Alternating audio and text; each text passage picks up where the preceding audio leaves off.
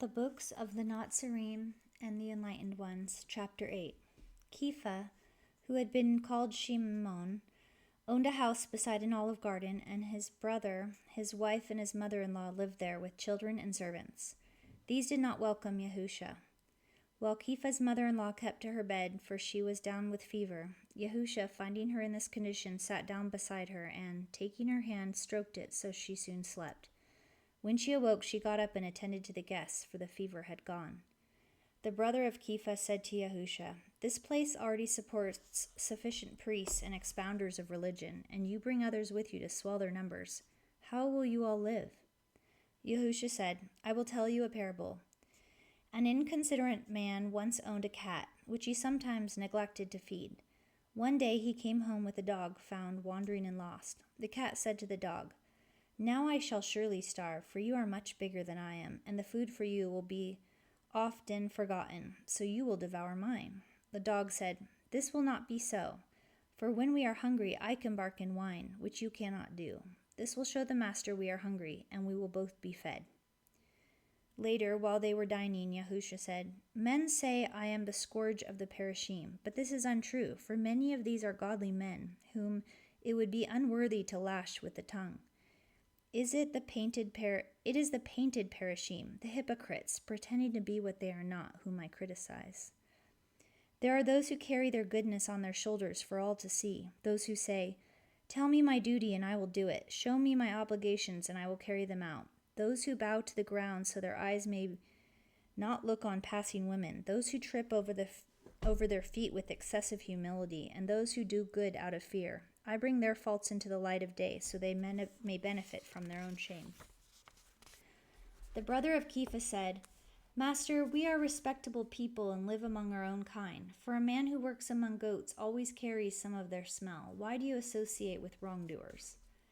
Yahusha said, "I prefer the wrongdoer who is aware of his deficiencies to the good man who is overly aware of his goodness.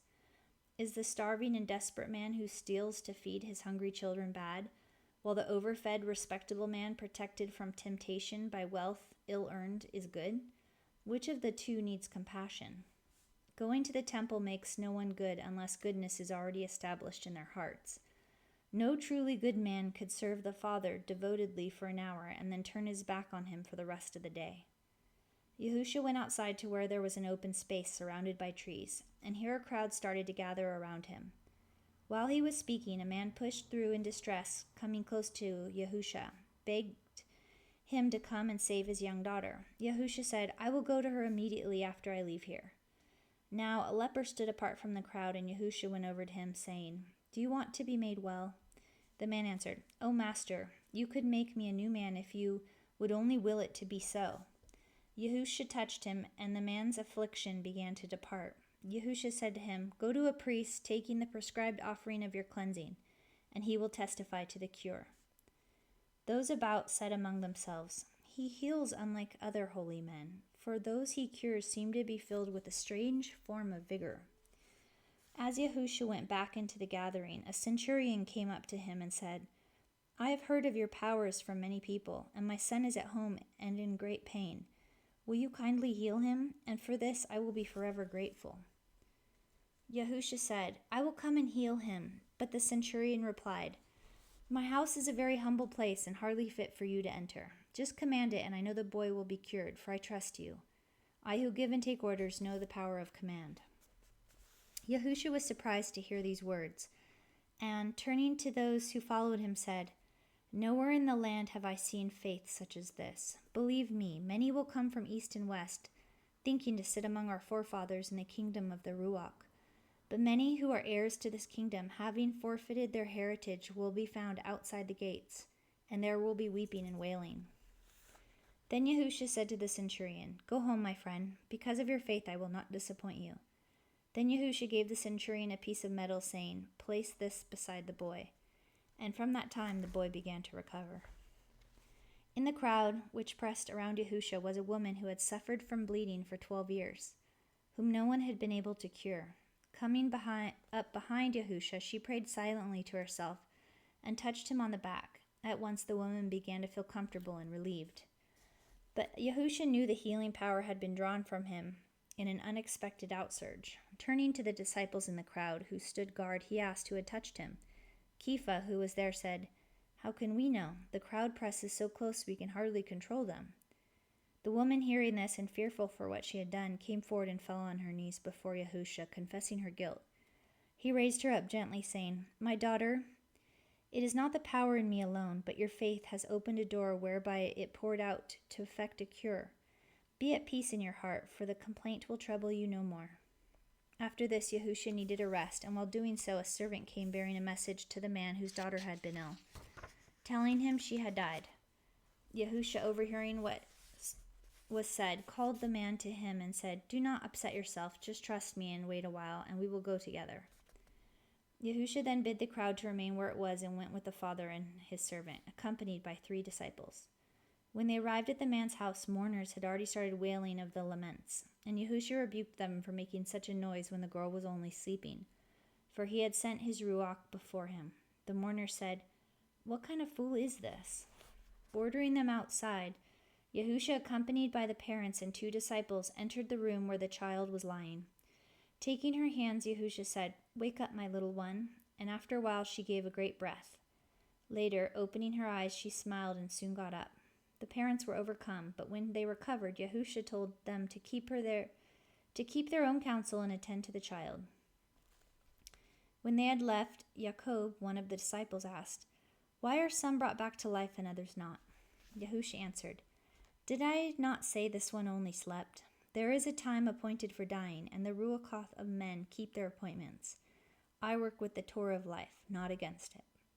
When they arrived back at the place where the crowd was gathered, there was a man lying in their midst, with a greatly swollen leg which had crippled him for many years. He said to Yahusha, "Master, I have been a sinful man and have been punished."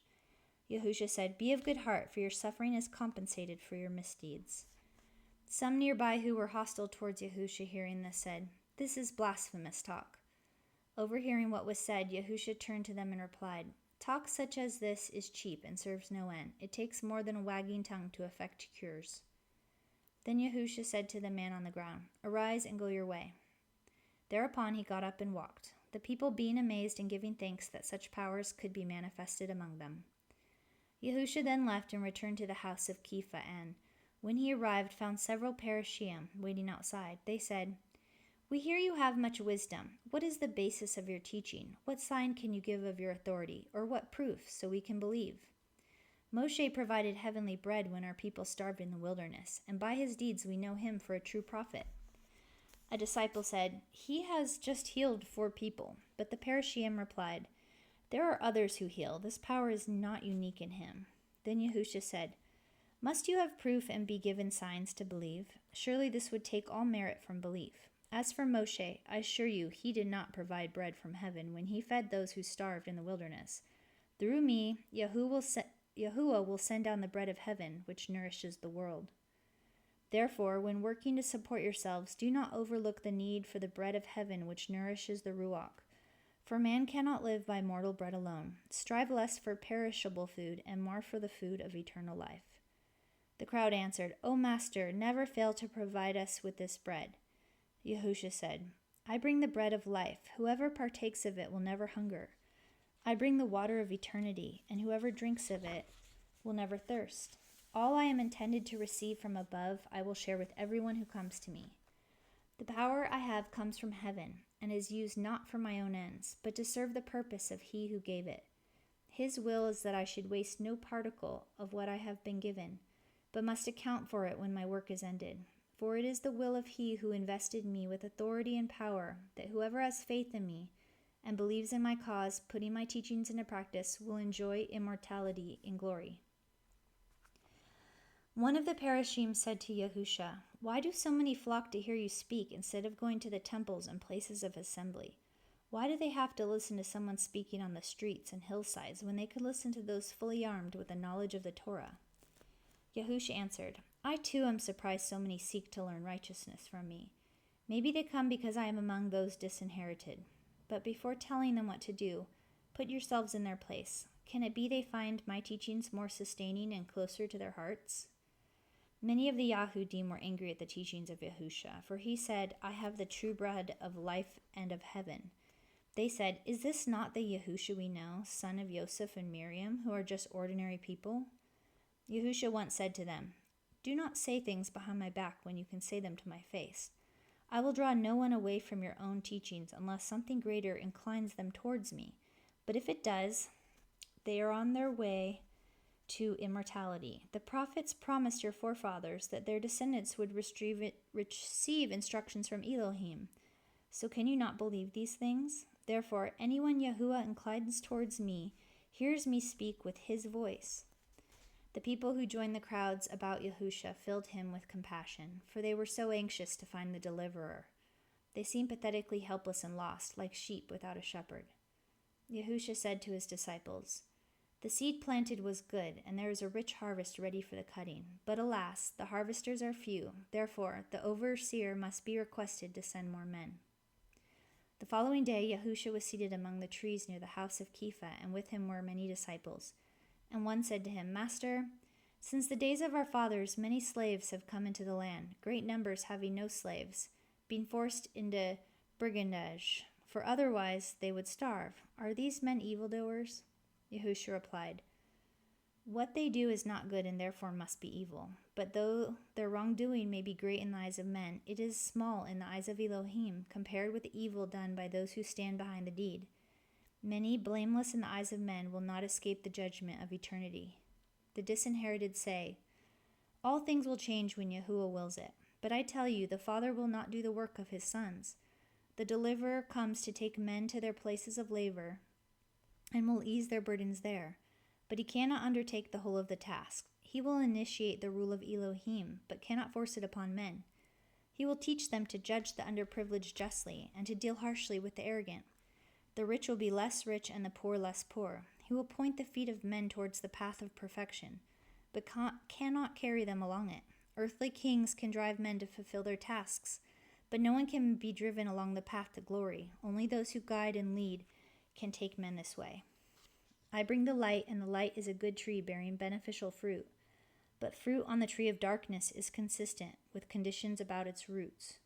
For all trees are rooted in darkness, but the good tree transmutes the things of darkness into things of light. A disciple said to Yahusha, "Master, you say harsh things about the rulers and those in high places, but do not seek to arm us against them. Surely the day of arming comes soon."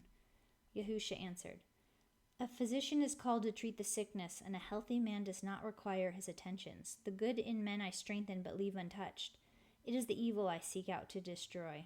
Were it not for the strength of those who govern, there would be no peace in the land. Man would strive with man, and there would be murder and pillage everywhere. It would be like the sea, where big fish feed on the small, and nothing is there to prevent it. Therefore, if murder and robbery are kept from your door, pay due homage to those who stand guard. If an evil king be guarded by 1,000 good men, should these be slain to kill the king? Is it not best to first take the good men away from the service of the king, bringing them into your own ranks? Those who serve evil, though powerful and wily, are cowards and hide behind the arms of better men. Therefore, by killing the brave men, are you not adding evil to evil? No. First bring the good and brave men to your side, and then let events happen as they will." A young disciple who became an apostle said, "You speak about bread unlike other bread, but the meaning is not clear to me. Tell me again about it." Yahusha said, "I will tell you with certainty. He who follows my cause wholeheartedly will gain eternal life, for I have the bread of immortality. The bread I give forms part of my being, and I share it for the good of the world. Many have the grains, but these are yet to be ground and baked. Unless therefore you can partake of my substance and become like me, you cannot gain immortality in glory.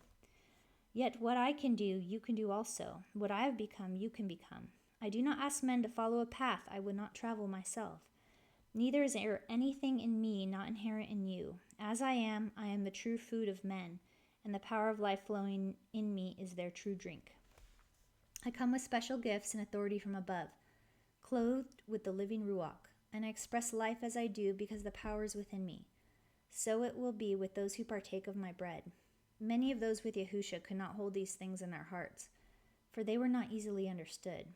But one recorded them. Some hearing these teachings said, "These words are not easy to understand and difficult to accept." Yahusha said, "So you find difficulty in accepting what I say. Suppose you could see me communicating with my place of origin. Would you believe then? But the eyes of the flesh cannot see things intended only for the eyes of the Ruach. Only the Ruach contains the power of life, and the flesh of itself can see or do nothing. The words I have spoken concern only the life-holding Ruach, and I have not referred to worldly matters, but still you do not understand. I know you are perplexed and confused by my teachings. That is why I said something greater must speak internally to incline you towards me. From this day many disciples and followers no longer heeded him. It is written in the holy books of the Yahudim, in the days of unrighteousness I will send forth a firebrand to consume the world with fire. Also, then each man shall know the fullness of his own nature, and his reward shall be according to his measure.